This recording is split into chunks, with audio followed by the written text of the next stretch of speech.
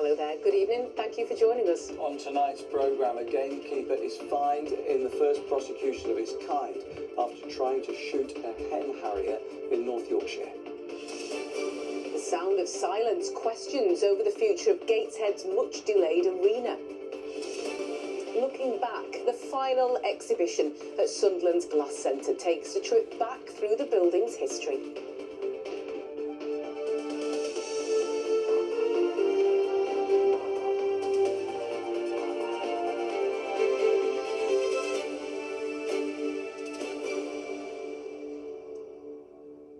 First tonight, and a gamekeeper has been fined after admitting to trying to kill a hen harrier in North Yorkshire. Raxter Dingwall from Massam was caught by a hidden camera that was planted by the charity, the RSPB. The RSPB say this is the first time a gamekeeper has been prosecuted for the crime in England and reflects how the hen harrier is now the country's most persecuted and endangered bird of prey. Rachel Bullock was in court for us today.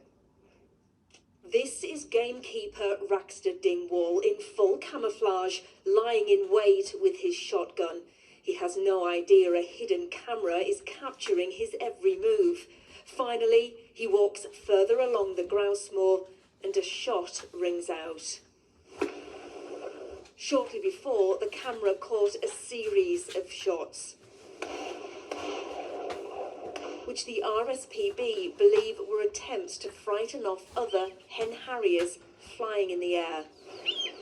Today at York Magistrates, Raxter Dingwall pleaded guilty to attempting to kill a protected wild bird, namely a hen harrier.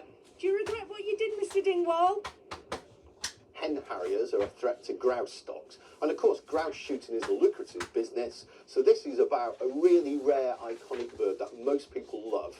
What the RSPB wants is the government to licence game bird shooting, and what that would mean is each estate has a licence, and if any crime like this occurs, that licence can be revoked, and we think that would really focus people's minds about whether they want birds of prey to be killed on their land or not. Raxter Dingwall's lawyer told the court that his client regrets his actions enormously, that through his foolish behaviour he's lost his job, the house that came with the position, and any hope of ever working as a gamekeeper again in the future.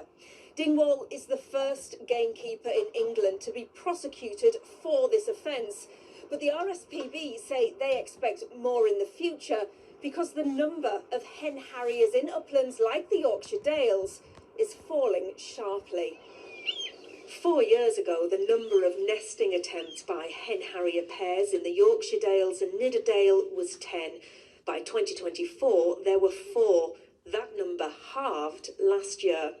The RSPB have placed satellite tags onto some hen harriers to track their movements and also to try and keep them safe. The operation we mounted here was an amazing operation. Covert cameras, sound recorders, and that's the length you have to go to detect these crimes. They're happening in remote places, at times of day when the public are not present. So it's almost impossible to detect. So we're really pleased we did detect it, but it's the government that needs to step up. 34-year-old Dingwall from Waterfall Farm, Ellingstring in Massam, was fined £800 and ordered to pay £400 in prosecution costs. The judge told him that while no bird had been killed, he'd committed an offence. Now he must deal with the consequences. Rachel Bullock, ITV News, at York Magistrates Court. Well, next tonight, the future of a much maligned project to build an arena and conference centre on the Gateshead quayside. Now, the project was supposed to be up and running 3 years ago, but today it's still just a hole in the ground due to spiralling construction costs. Those backing it say it will happen, while their political opponents say it would be better for the council to cut their losses. Chris Conway has more. It was supposed to be the jewel in the crown of the North East's entertainment and conference scene, bringing with it 2,000 jobs and a £70 million annual boost to the local economy. But 8 years on from the first proposal, there is still no arena on the banks of the Tyne in Gateshead. Business leaders say the uncertainty benefits no one. I think that businesses are just like, this has dragged on long enough. Please just crack on with it and crack on with it now. It's critically important for Newcastle, for Gateshead and the wider region. North East England has been the worst performing tourist location, I think 3 years in a row now. And what the conference centre provides is a different market. In 2018, plans were announced to build a 12,500-seater arena and an international-grade conference centre as part of a major regeneration of Gateshead Quays. In January 2023, it was revealed project designs had been revised and that the cost of the development had spiralled from £260 million to more than £350 million. In 2025, the North East Mayor's Office launched a review of Gateshead Council's plans, weighing up the project's viability. The findings are yet to be announced. Earlier this month, councillors in Gateshead were told the council's development partner remains confident in the regeneration project. Because of the ongoing uncertainty over the future of the site sandwiched between the Baltic and the Glasshouse International Centre for Music, there are now calls from critics of the project for it to be scrapped completely. This is a rare project that is working its way to success by getting smaller every year. Councillor Ron Beadle is the leader of the Liberal Democrat opposition on Gateshead Council. Gateshead needs more people, more council tax, more young professionals. That's achieved through a scheme that brings high quality housing and commercial. So what you're saying is that if the Liberal Democrats take power in Gateshead in the May local elections, you will reverse this project, you will scrap it?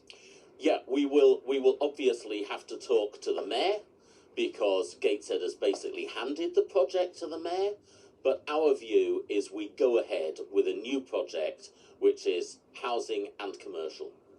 The North East Mayor's Office is funding a study investigating whether the project remains deliverable, adding in a statement, any next steps need to be grounded in an up-to-date assessment. We know people really want to know what could happen next, and we hope to be setting that out in the next 2 months. Those behind the project have blamed the pandemic, Brexit and inflation for the delay, but insist it is viable and won't land council taxpayers in Gateshead with higher bills. There is a funding gap, and we're working with the Combined Authority, we're working with our funding partners. We think that we'll get to a position in the very near future where we can actually go ahead. So as we stand here today, you are certain we will see an arena on that site in the future? 8 years ago, I said, oh, this will open by 2023, and we're now in 2026. Our ambition is to make sure this is delivered within the next 3 years. However, you know, that depends on bringing the partnerships together. The reality is that it is needed. It's economically the right thing to do. If it takes a little bit longer, it will take a little bit longer, but there will be an arena on that site. Despite that determination, until work starts, many will continue to wonder if they'll ever see an arena and conference centre on the banks of the Tyne. Well, we can join Chris live now for more. Chris, developments in Newcastle might cast further doubts on this Gateshead project.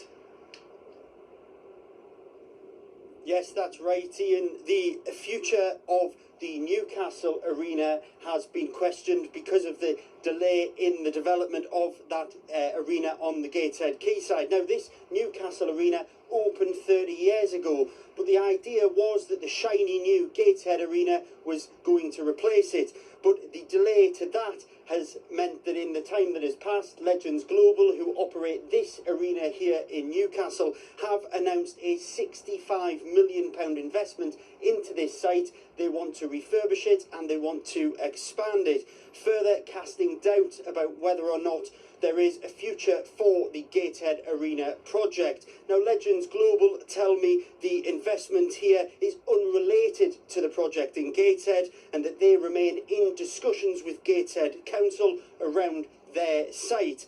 But many will wonder whether two cities so close together have a need for two arenas at all, and that tonight is a question that remains unanswered. Chris Conway there with the latest. Chris, thank you. Next tonight, to the woman from Northumberland who has accused the government of gaslighting her and other women who were born in the 1950s. after ministers decided for a second time that they won't get compensation over how changes to the state pension age were communicated. Our political correspondent Tom Sheldrick is in Parliament for us tonight with more on this. Tom.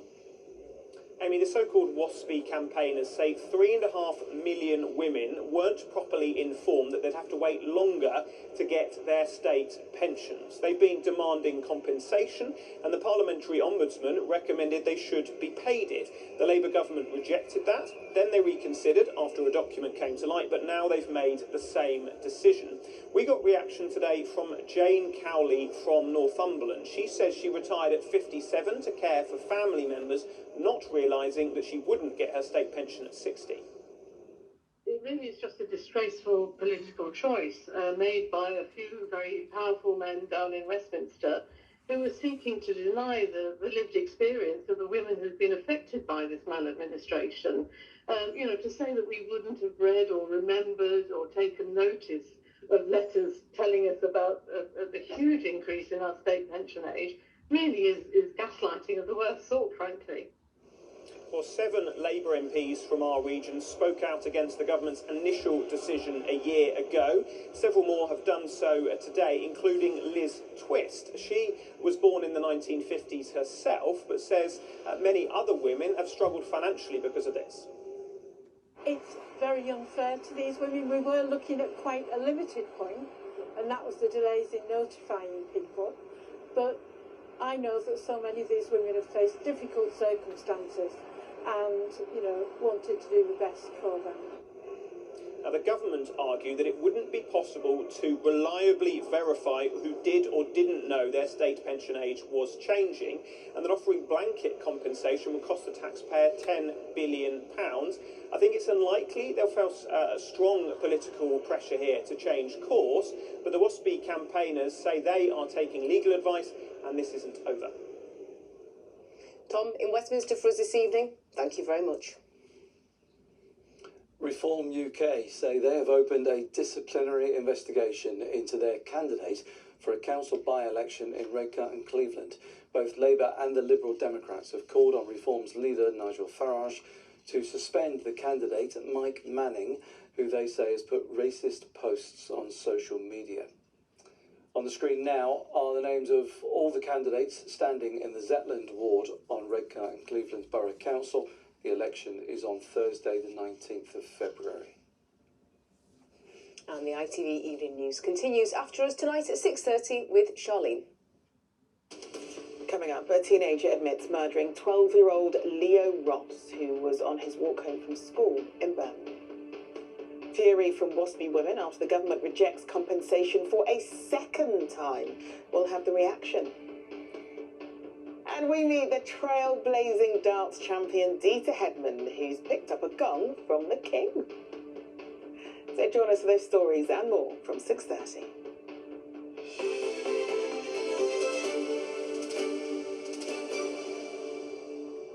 Returning to sport now, Newcastle United will have to fight for their Champions League future. Despite matching the best team in Europe last night, they couldn't have done much more, could they, Simon? They were great, but you don't always get what you deserve. A 1-1 draw away to Champions League holders Paris Saint-Germain was a result to be proud of. It just wasn't quite enough. It didn't get what they came for. They had to finish in the top 8 of the league phase to move automatically into the last 16. A draw wasn't enough, so it's the playoffs. I think you take every eventuality that falls your way. Now, we gave everything we could to try and finish in the top 8. We didn't quite get there, so we have to go another route. Fireworks were always likely as both teams needed a win to guarantee a top 8 place. Paris Saint-Germain don't need a helping hand, but the unfortunate Lewis Miley, VAR and a twitchy referee gave them one. Nick Pope saved the early penalty though. He was beaten by a late penalty the last time Newcastle were here. PSG went up through the gears. They were awesome for 20 minutes or so. Never a penalty, so I was a bit of a huff about that, but I thought we were grooving to the game and I think it's just shown sort of how much we've matured as a team. Chances in the second half. Sure, PSG had chances too because they're PSG. But the Magpies gradually gained the upper hand and they could have won. Harvey Barnes had the 2 big chances to avoid the playoffs, but more than enough for a pat on the back from the fans in Paris and those back home today. Played really, really well last night. Unbelievable. Against tough opposition and, stood up to them really well. And I think that playing a different formation helped. But second half come out, it was a lot stronger. Second half was immense performance, I think. Yeah, I think the boys played really strong. Very proud of them. It was unlucky that they didn't win last night. We wanted to win tonight. We didn't want the extra games, but we'll take it. You know, we'll go down that route, and I think we're going down that route in the best possible way with a strong performance against the holders of the competition. So Newcastle don't get to do it the easy way. They'll need extra games and extra air miles. But on this evidence, their Champions League adventure could be far from over. Yeah, a brilliant effort from Newcastle United last night. They will have to negotiate the playoffs, though. The draw is tomorrow, Simon. One way or another, it's going to be interesting. Yeah, it is. The way the draw is structured, we know it's going to be one of two teams in the playoffs. That's Monaco or Karabakh. So that's either the playground of the rich and famous on the French Riviera, or a fascinating trip into the unknown 3,000 miles away in Azerbaijan. Newcastle get the home leg second, and I'd back them to be either of those two. And we also know that if the Magpies get through the playoffs, they'll get either Chelsea or Barcelona in the last 16.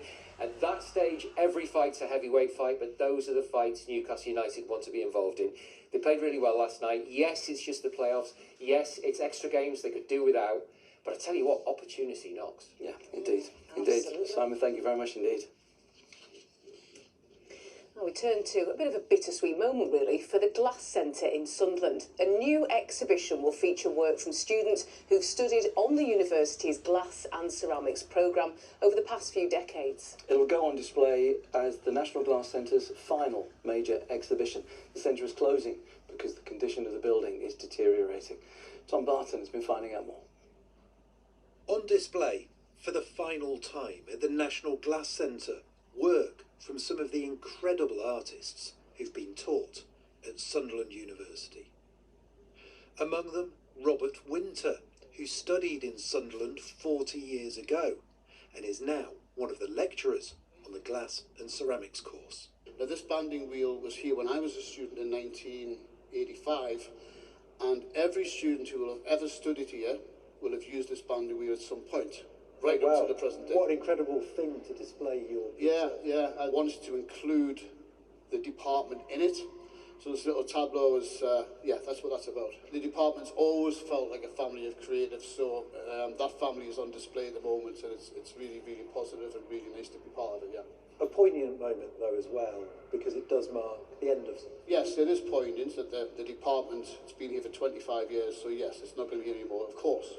But I see it more of a celebration of the activities other than a kind of memorial, if you like. The National Glass Centre, including the Hot Shop studio used by artists and students, was built in 1998. It's now owned by Sunderland University, who say repairs to the roof will cost millions and that they can't afford to keep it open. Campaigners want that decision reversed and hope the government will step in to save the building. The impact the NGC has had on Sunderland, nationally, regionally, internationally, thousands and thousands of people have benefited from coming to this building. And as a group, we believe that people in the future, our next generations, should also be able to enjoy the same things that we've enjoyed from being here. For the man who runs the university's School of Creative Industries, a determination to look to the future. It's not where we wanted to be in terms of this building. You know, it's poignant, and there's a degree of sadness, but also you've got to look to the future, look at the new industries, the new opportunities, the new creative developments in this city and the region. Later this year, the furnaces will be turned off. The hot shop will go cold. But the work made by generations of artists will live on. Tom Barton, ITV News, Sunderland. It's been a great place to display some fantastic works of art. Very precious. I was thinking, don't turn around too quick, Tom, you might knock something over. Always great to visit, wasn't it? And to stand on the roof. Yeah, now the roof's the problem. Weather forecast now is Tori. Visibility is clear today, both above and below the water. TUI sponsors ITV Tyne weather. Well, it is looking pretty cloudy right the way through the weekend. There will be bits and pieces of rain, but I think it's really tonight into tomorrow that we'll see something a little bit more persistent. It shouldn't be too heavy. However, overnight tonight, we could see a little bit of snow just over the highest hill, so anything over about 300 metres, basically. Now, as we head through the coming few days, we've got low pressure trying to push in from the southwest, but the high pressure sitting across Scandinavia, as I was telling you yesterday, is really dominant, and so everything is kind of fizzling out as it comes in. So yes, there'll be a lot of clouds being fed in. It'll be breezy from time to time. There will be a little bit of rain as well, but it's really what we've got coming tonight that's going to be, I think, the more persistent rain. So through the night, we'll see the cloud begin to thicken. We could see a touch of early frost, to be fair, before the cloud comes in, but by the early hours, we'll be starting to see some rain and a wintry mix of sleet and snow over the tops of the Pennines just as that comes through, and that'll push to all areas quite quickly through the course of the morning. So quite a miserable morning rush hour. It is going to be in poor visibility as well, and a lot of that rain, yes, it's going to be patchy, it will come and go, but it's going to linger pretty much all day. Top temperatures just 5 Celsius, and that breeze off the North Sea is making it feel pretty chilly too. Sunrise is at 7:58 and sunset is at 4:39 in the evening. So we do see this decaying weather system just continue to give outbreaks of rain through Friday night, getting more and more patchy by morning, and then Saturday starts off on quite a cloudy note, a little bit of early drizzly rain, and another cloudy day ahead on Sunday. Take care. TUI sponsors ITV Tyne Tees Weather. Thank you, Tori. In just a moment, it's the national and international news. I'll be back here with the late news for you at 10:30. I hope to see you then. We'll both see you tomorrow. Take care. Bye-bye. Bye-bye.